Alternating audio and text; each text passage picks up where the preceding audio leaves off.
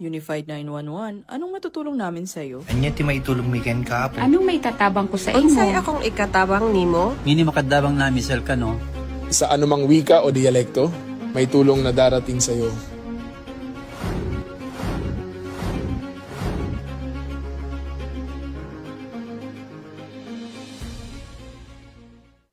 Lilingkod sa bawat Pilipino at magbibigay ng tamang impormasyon para sa tahimik at maayos na Pilipinas. Police News Network, alagad ng batas, tagapagtaguyod ng balitang pulis, sandigan ng mamamayan, patnubay ng katotohanan.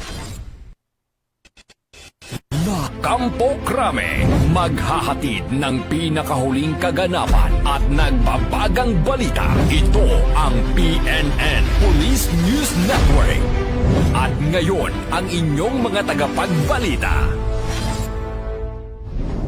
Magandang araw, Bagong Pilipinas. Ako ang inyong tagapagbalita, tagataguyod ng Balitang Pulis, NUP Loreto Bonifacio Concepcion. At ngayong araw ng Miyerkules, muli nating makakasama bilang special guest co-host, walang iba kundi si Ms. Ricky Abuel de la Peña, ang Miss Universe Philippines Lokban 2024 at Miss Youth Grand Winner 2019. Magandang umaga sa iyo, Miss Ricky.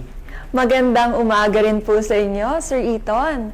Huwag po nating kalimutan i-like, i-follow at i-subscribe ang page ng Philippine National Police, Police Community Affairs and Development Group, PKG, Tagapag-ugnay at Police News Network. Kami po ay maghahatid sa inyo ng tamang balita, kwento ng pulis at serbisyo para sa mamamayan. At ito po ang PNP News Online. Ang pangunahing balita ng Police News Network, alagad ng batas, tagataguyod ng balitang pulis.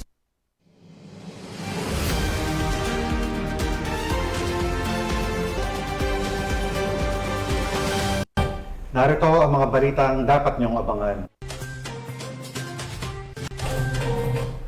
1.7 milyong pisong halaga ng hinihinalang shabu nasabat sa Bacolod City, 2 suspect arestado.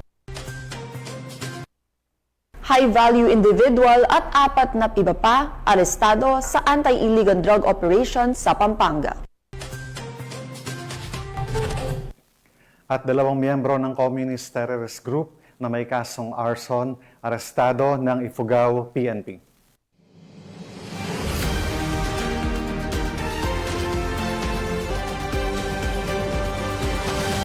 Narito ang mga balitang hatid ng ating PNN correspondents mula sa iba't ibang panig ng bansa.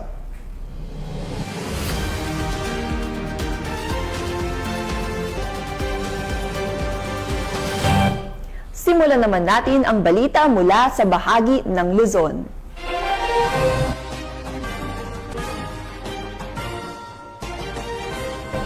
Matagumpay na naaresto ang isang lalaki sa isinagawang operasyon ng mga otoridad dahil sa kaso nitong lascivious conduct sa Barangay Poblacion, Lingayen, Pangasinan. Patuloy namang pinaalahanan ng pulisya ang publiko na agad isumbong anumang uri ng pang-abusong pisikal o sexual upang agad na maaksyonan at mapanagot ang mga lumalabag sa batas. Patrolman Dennis Carinal, ibalita mo. Ng mga otoridad sa Lingayen, Pangasinan, ang isang lalaki na may kinakaharap na kasong lascivious misconduct. Ito lamang September 22, 2025. Kinilala ang suspect na si Alias Neil, 39 years old, residente ng Barangay Poblacion, Lingayen, Pangasinan. Siya ay inaresto ng warrant section ng Lingayen Police Station, dakong 7:50 po ng umaga sa parihong barangay. Batay sa record, inalabas ang warrant of arrest ng Honorable Maria Laarne Ramos Moreno, presiding judge ng Regional Trial Court 168, Lingayen, Pangasinan, noong September 16, 2025 sa ilalim ng criminal case number L15856 na may rekomendadong pensang 200,000 pesos. Ayon sa Lingayen Police Station, naisagawa ang operasyon ng maayos at nitala gamit ang 2 alternative recording device. Matapos maresto, isinalalim si Neil sa medical examination sa Lingayen District Hospital bago dinala sa Lingayen Police Station para sa tamang dokumentasyon at disposisyon. Patuloy namang pinalalahanan ng PNP ang publiko na makipagtulungan sa mga operasyon upang mapanatili ang katahimikan at kaayusan sa komunidad para sa bagong Pilipinas. Mula dito sa Ilocos Region, ako po yung Police News Network Correspondent, Patrolman Dennis Carinal, alagad ng batas, tagataguyod ng balitang pulis. Maraming salamat, Patrolman Carinal.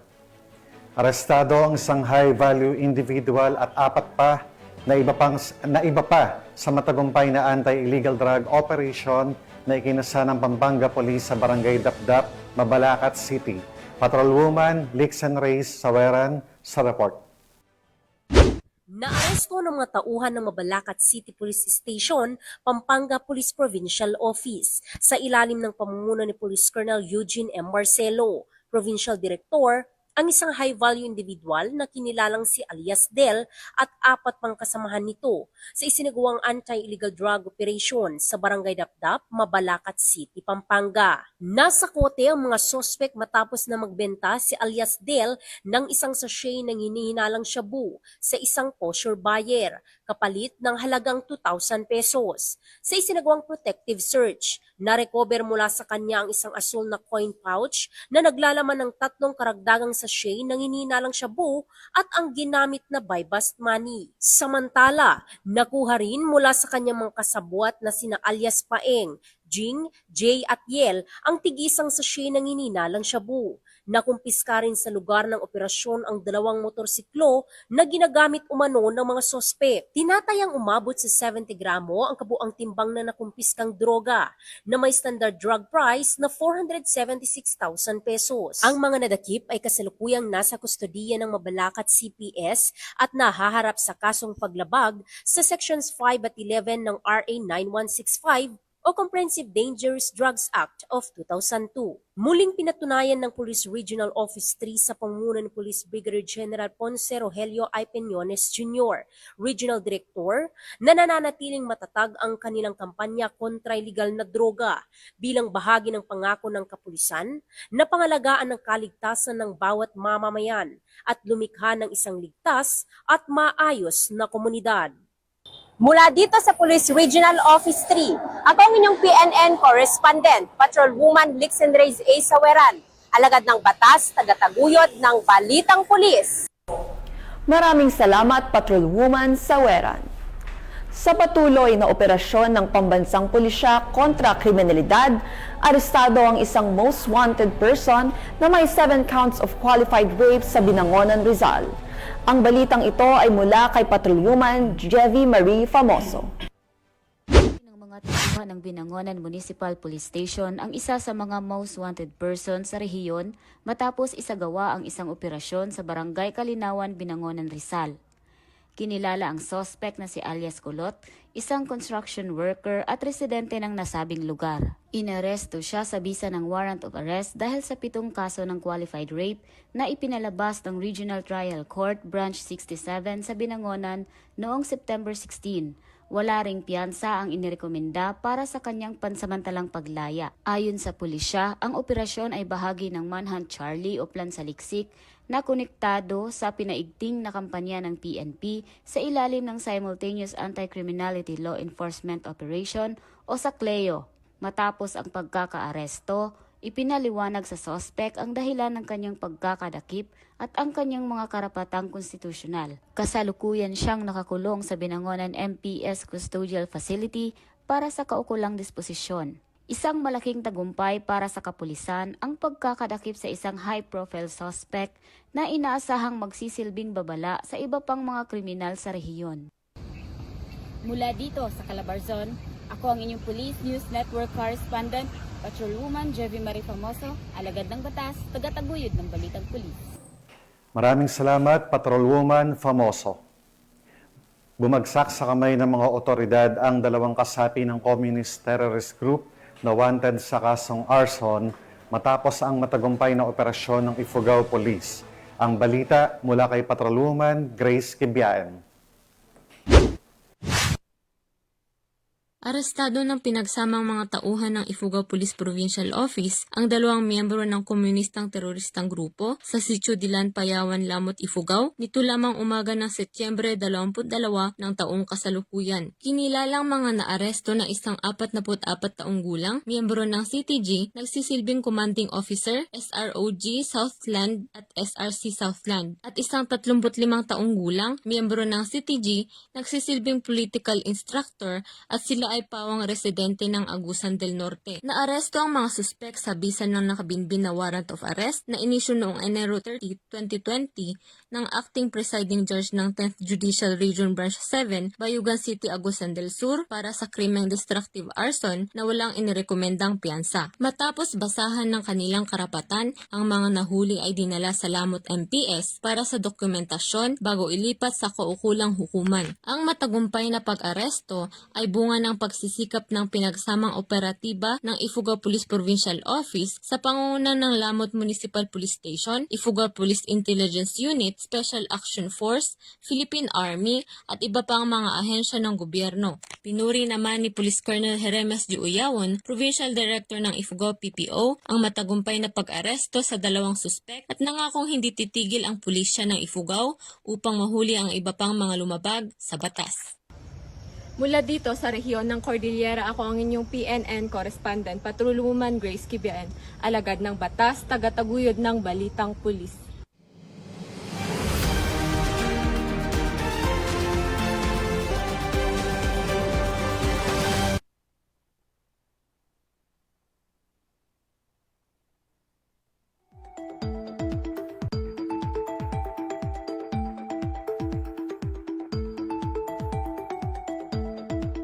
Narito ang ating latest weather update. Huling namataan si Tropical Storm Opong sa layong 825 kilometers sa silangan ng northeastern Mindanao. Taglay nito ang maximum sustained winds na 65 kilometers per hour at bugso na umaabot sa 80 kilometers per hour. Kumikilos ito pakanluran hilagang timog sa bilis na 20 kilometers per hour. Bagamat nasa labas pa ng Philippine Area of Responsibility, inaasahang papalapit ito sa silangang bahagi ng bansa sa mga susunod na araw. Patuloy po nating babantayan ang kilos nito. Samantala, ang southwest monsoon o habagat ay nakakaapekto pa rin sa Luzon at kanlurang bahagi ng Visayas. Asahan ang maulap na kalangitan at mga kalat-kalat na pag-ulan sa mga lugar na ito. Wala pa pong direktibang epekto sa bansa ang bagyong ito sa ngayon, pero posibleng palakasin ito ng habagat. Maghanda sa posibleng pag-ulan at malalakas na hangin sa kanlurang bahagi ng Luzon. Manatiling nakaantabay sa mga official updates mula sa Pag-asa.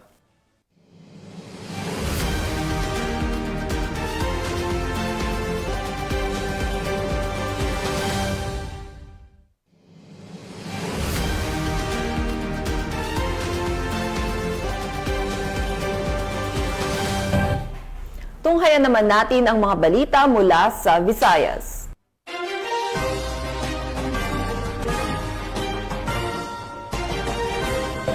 Nasabat ng pulisya ang tinatayang 1.7 milyong pisong halaga ng hinihinalang shabu at naaresto ang dalawang suspect sa ikinasang anti-drug illegal operation sa lungsod.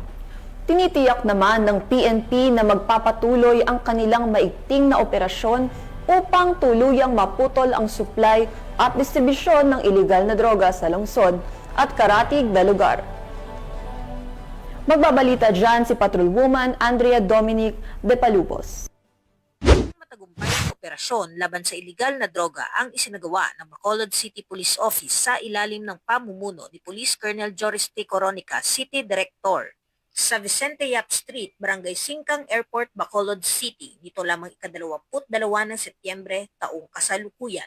Ang operasyon ay isinagawa ng City Drug Enforcement Unit sa tulong ng isang confidential informant sa pakikipag-ugnayan sa Philippine Drug Enforcement Agency na nagresulta sa pagkaka-aresto ng isang high-value individual na kinilalang si alias Roy, 25 taong gulang, na italagang high-value individual na sangkot umano sa malawakang bentahan ng iligal na droga sa Bacolod City. Kasama niyang naaresto ang isang 15 taong gulang na menor de edad na nakilalang alias Junior na mga residente ng Purok Abada Sky Zone 5, Barangay Vista Alegre, Bacolod City. Nakumpiska sa pag-iingat ng mga sospek ang humigit kumulang 250 gramo ng hinihinalang shabu na may tinatayang halaga na 1,700,000 piso, isang caliber .357 revolver na may mga bala at iba pang non-drug items.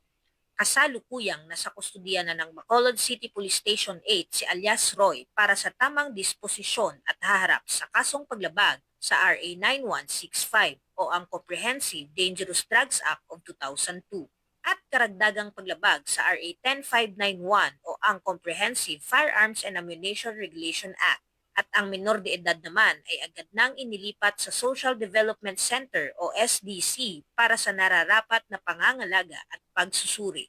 Ang nasabing operasyon ay bahagi ng mas pinaigting na kampanya ng Police Regional Office Negros Island Region laban sa iligal na droga, alinsunod sa mandato ng Philippine National Police na panatilihin ang kaayusan, kapayapaan at kaligtasan ng mamamayan sa buong bansa. Sa tulong ng komunidad at suporta ng lokal na pamahalaan, patuloy na nananawagan ang PNP sa publiko na makipagtulungan at magsumbong ng mga kahinahinalang aktibidad upang mas mapabilis ang pag-abot ng isang ligtas at drug-free na Western Visayas. Mula dito sa Police Regional Office 6, ako ang inyong Police News Network Correspondent, Patrolwoman Andrea Dominic Di Palobos, alagad ng batas, tagataguyod ng Balitang Pulis. Maraming salamat, Patrolwoman De Palubos. Naaresto ng mga operatiba ng Corelia Municipal Police Station ang top 5 provincial most wanted person na nahaharap sa 4 na bilang ng kasong lascivious conduct sa ikinasang operasyon sa bayan ng Corelia, Bohol. Ang balitang ito ay hatid ni Patrolwoman Nikia Cañedo. Swak sa rehas ang top 5 most wanted person, provincial level, na may kasong lascivious conduct kaugnay sa Section 5B ng RA 7610 for counts matapos itong maaresto ng kapulisan ng Corilya sa Purok 6, Barangay Sambog, Corilya, Bohol nito lamang nakaraan. Kinilala ni Police Captain Janice C. Parcon, Chief of Police ng Corilya Municipal Police Station, Bohol Police Provincial Office, ang wanted na suspect na si Richer, 39 anyos, na residente ng nabanggit na lugar.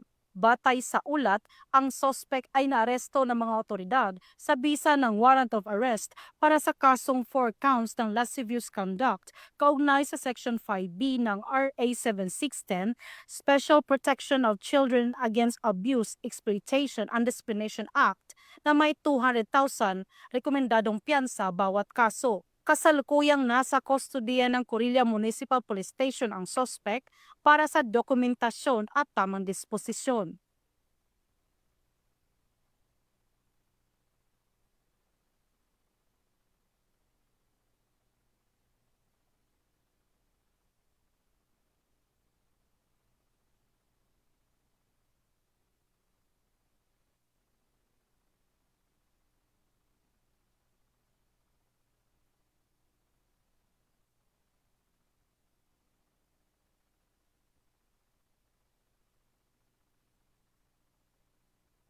Sa ilalim ng 7-point agenda ni Acting Chief PNP, Police Lieutenant General Jose Melencio C. Nartates Jr., buong determinasyon ang mga kapulisan ng Corilya, Bohol sa pagtugis sa mga may sala sa batas upang mapanatili ang kaayusan at kaligtasan ng komunidad dahil sa bagong Pilipinas, ang gusto ng pulis, ligtas ka.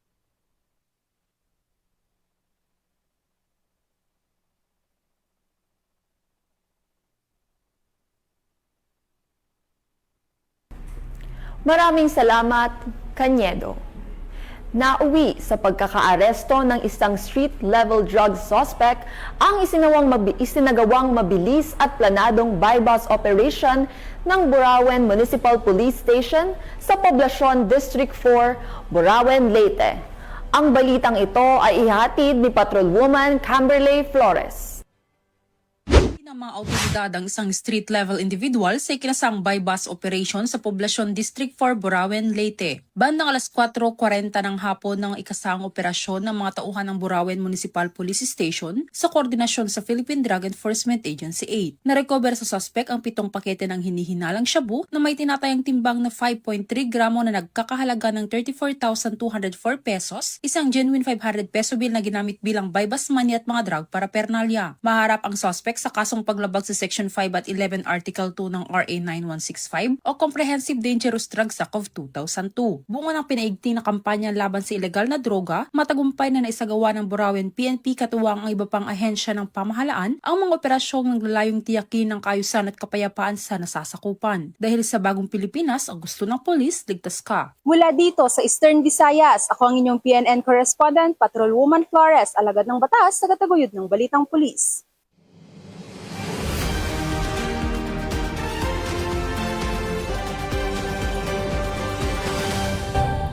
Narito naman ang mga balita mula sa bahagi ng Mindanao.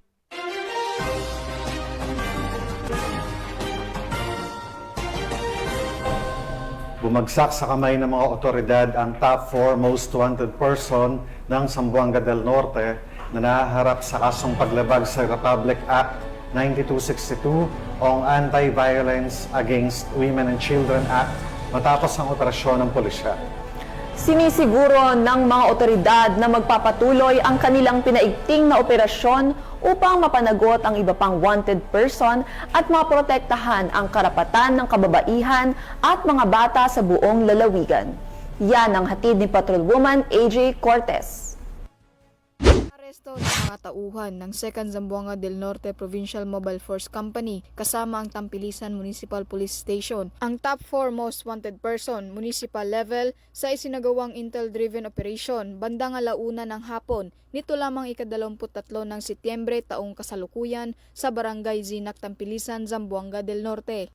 Kinilala ang sospek na si alias Johnny, 44 anyos, may asawa, magsasaka at residente ng nasabing barangay. Ang sospek ay inaresto sa bisa ng warrant of arrest para sa paglabag sa Republic Act 9262 o Violence Against Women and Children Act sa ilalim ng criminal case number L004813 na inilabas ni Honorable Grace C. Tila, acting presiding judge ng 9th Regional Trial Court, 9th Judicial Region, Liloy, Zamboanga del Norte noong November 15, 2023. May nakatakdang piyansa na 80,000 pesos para sa pansamantalang kalayaan ng akusado. Sa kasalukuyan, ang sospek ay nasa kustodiya na ng Tampilisan Municipal Police Station para sa tamang disposisyon. Layunin ng operasyon ang pagtugis at pag-aresto sa mga wanted persons upang maipatupad ang batas, mapanatili ang katahimikan at kaayusan sa komunidad at bigyan ng hustisya ang mga biktima ng karahasan. Mula dito sa tanggapan ng Kapulisan sa Region Siam, ako ang inyong PNN correspondent, Patrolwoman AJ Cortez, alagad ng batas, tagataguyod ng Balitang Pulis. Maraming salamat, Patrolwoman Cortez. Tinatayang 100,000 pisong halaga ng hinihinalang shabu ang nasabat ng mga operatiba sa isang matagumpay na anti-illegal drug operation na nagresulta sa pagkakaaresto ng isang street-level drug suspect sa lalawigan ng Agusan del Norte. Tinutukan yan ni Patrolwoman Joanna Kawili. Sabi sa tanan, ang kwerpo sa kapulisan sa Buenavista. Naaresto ng mga operatiba ng Buenavista Municipal Police Station katuwang ang Philippine Drug Enforcement Agency Region 13 ang isang street-level individual sa pamamagitan ng bisa ng search warrant sa Puro 4 Barangay Rizal, Buenavista, Agusan del Norte nitong Setyembre 21, 2025. Kinilala ni Police Colonel April Mark C. Yang, Provincial Director ng Agusan del Norte PPO, ang suspect bilang si alias Dennis, 39 anyos at residente ng naturang lugar. Ayon kay Colonel Yang, nakumpiska mula sa suspect ang tinatayang 102,000 halaga ng hinihinalang shabu.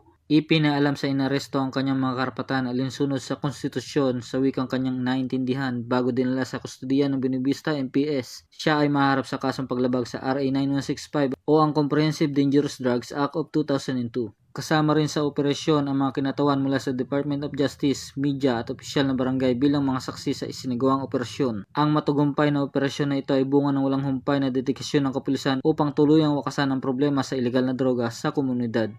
Dako akong pagpasalamat sa matag-usa nga contribution nga nakabot nato ang atong mga tagsa-tagsa ka mga tahas isip magbalantay ug magpatunhay sa kalinaw ug kahusay sa lungsod sa Buenavista.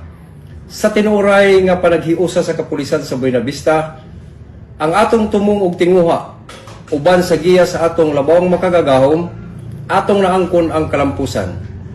On behalf of the Buenavista MPS family, I am looking forward to more successful and fruitful accomplishments ahead with the grace of our Lord Jesus Christ. Mula dito sa RPW 13, ako yung Police News Network Correspondent na buong Malikal Malinapa ay magpapatas na kataguyod ng balitang pulis. Maraming salamat, Patrolman Villanueva. 3 individual na umano'y nagpakilala bilang mga kawani ng Ministry of Social Services and Development BARM upang makapanloko ang naaresto ng mga operatiba sa isang mabilis na operasyon ng pulisya. Nakibalita dyan si Patrolwoman Veronica Lagui. Timbog ang 3 individual na umunay nagpanggap at nagpakilala na kawani ng MSSD BARM upang makapangloko sa isinagawang entrapment operation ng Dato Odinsinsuat MPS sa Barangay Dato Odinsinsuat, Maguindanao del Norte. Dito lamang ika-23 ng Setyembre taong kasalukuyan. Kinilala ni Police Lieutenant Colonel Esmael Madin, Chief of Police ng Dato Odinsinsuat MPS, ang mga suspect na sina alias Berdin, 48 anyos, at ang umano'y 2 kasabwat nito na sina alias Mar, 32 anyos, at alias Den, 63 anyos. Ayon sa ulat, kaagad na nagsagawa ng entrapment operation ang PNP matapos makatanggap ng sumbong tungkol umano sa pambubudol ng mga suspect na nagresulta sa pagkakaaresto ng mga ito. Lumalabas sa investigasyon ng kapulisan na nagpapakilala umano ang mga suspect na kawani ng MSSD BARM gamit ang mga identification card at sinasabing ipapasok ang mga biktima bilang miyembro ng 4-piece kapalit ng perang ibabayad. Nasamsam sa operasyon ang 500 pesos na mark money, budel money, MSSD ID, assorted birth certificate at iba pang dokumento. Nasa kustudiya na ng naturang istasyon ang mga suspect at nakadakdang sambahan ng kasong estafa at usurpation of authority. Patuloy na magsasagawa ng mga operasyon ang ating kapulisan para mahuli ang mga taong may pananagutan sa batas para mapanatiling mas maayos, tahimik at maunlad na bagong Pilipinas. Mula rito sa rehiyon ng Bangsamoro, ako ang inyong Police News Network Correspondent, Patrolwoman Veronica Lagui, alagad ng batas, tagataguyod ng balitang pulis. Maraming salamat, Patrolwoman Veronica Lagui. At yan ang mga balitang nakalap ng ating PNN correspondents mula Luzon, Visayas at Mindanao. At bago tayo magtapos, gusto ko po muli magpasalamat sa ating masusugod na manonood ng Police News Network at syempre pa sa ating special guest co-host ngayong araw na walang iba kundi si Ms. Ricky Abuel de la Peña. Maraming salamat, Ms. Ricky, sa pagpapaunlak sa imbitasyong ito na maging special guest co-host sa programang ito. Baka may nais kayong sabihin o ipaalam or i-promote na upcoming events at gustong pasalamatan, Ms. Ricky? Meron po kaming upcoming casting sa mga nagnanais po maging model. I-follow nyo lang po ang Block Model Management on Facebook and on Instagram. And pinapasalamatan at binabati ko rin po si Acting Chief PNP, Police Lieutenant General Jose Melencio Nartates Jr., Police Major General Roderick Augustus Alba, the Director for Police Community Relations. PKG Command Group na pinamumunuan ni Police Brigadier General Marvin Joe Saro, Police Colonel Joel Serrano, Police Colonel Adonis Guzman, Police Colonel Joel Ada, and of course sa lahat ng personnel ng Police Community Affairs and Development Group at sa lahat ng magigiting na pulis sa buong bansa. Maraming salamat po sa inyong serbisyo para sa isang ligtas na pamayanan. At mga ka-PNN, 92 days na lang at Pasko na.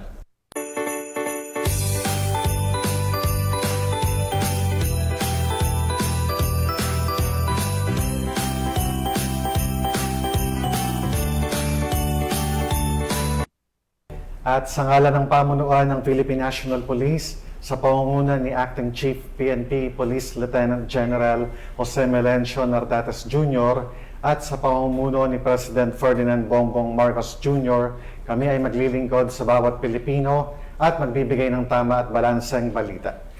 Mula rito sa tanggapan ng tagapag-ugnay ng Pambansang Pulisya, kami ang inyong tagapagbalita, tagataguyod ng Balitang Pulis, NUP Loreto Bonifacio Concepcion. At ako naman po si Miss Ricky Abuel de la Peña, your Miss Universe Philippines Lukban 2024 and Miss Philippine Youth Grand Winner 2019. Maghahatid ng tamang balita, kwentong pulis at serbisyo para sa mamamayan. At ito po ang PNP News Online. Ang pangunahing balita ng Police News Network.